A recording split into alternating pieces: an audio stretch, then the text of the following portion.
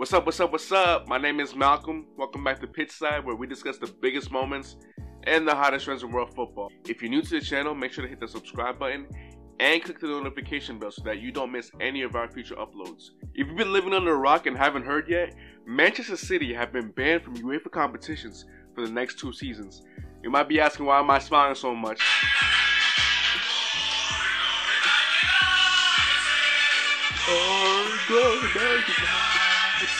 Yo, I hope we don't get copyrighted for that. Yo, I'm not even the biggest Man U fan, but I just love to see Manchester City fail. What does this mean for Man City's future in terms of Pep Guardiola and the star names in the locker room? Not only does this ban negatively affect Manchester City, but it shakes up this season's Premier League as well. There's a lot to digest. I'm not going to keep you guys waiting for any longer, so let's dive in.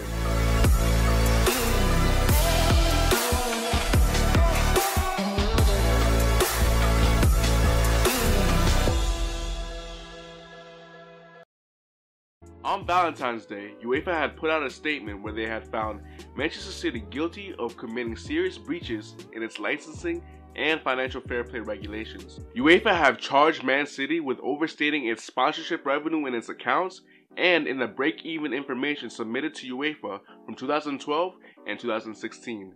After being found guilty, UEFA decided to ban Manchester City from UEFA competitions for 2 seasons and slapped a $30 million fine onto the club. Man City then responded with a statement of their own where they claimed that the UEFA process was flawed and that they plan to appeal in the near future. The reason why Man City believed that the UEFA process was flawed was because the information used against them was obtained through leaked documents. In my opinion, I do not believe Man City will win this appeal, and I think the best case scenario for them is a reduction in the ban to maybe a year without Champions League football. I think UEFA are using Man City as an example and sending a message to all the European clubs who believe that they're too big for financial fair play regulations. So what does this mean for the club regarding Pep Guardiola and the Manchester City players? In my opinion, if they don't get a reduction in the ban, or if the ban is not lifted, I believe Pep Guardiola is gone after this season.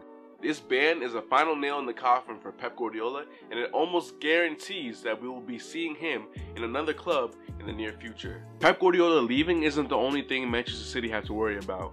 Star names like Kevin De Bruyne, Riyad Mahrez, Raheem Sterling, Bernardo Silva, and many others will begin to assess their options and realize they need to be playing Champions League football. And if things couldn't get worse, how are you going to convince other players to come into the club and help you rebuild if you cannot offer Champions League football? If Man City lose their appeal and continue to be banned from the Champions League for 2 years, not only will they lose Pep Guardiola, they will lose key players, and they won't be able to convince players to come into their club. We may see Man City experience a 3 or 4 year drought without winning the English Premier League. Not only does this ban affect Manchester City, but it affects the Premier League as well. Only 6 points separates the 5th spot from the 10th spot. So City's ban practically opens the door to Champions League qualification for teams like Spurs, Sheffield United, Wolves, Everton, Manchester United, and the Arsenal. Finishing 5th is now more important than ever because it guarantees you a Champions League spot. Comment down below on what you think will become of Man City if they do not win their appeal against this ban. That's all I have for today. Make sure to subscribe and click the notification bell so that you don't miss any future content. Thank you for being here with me. Peace.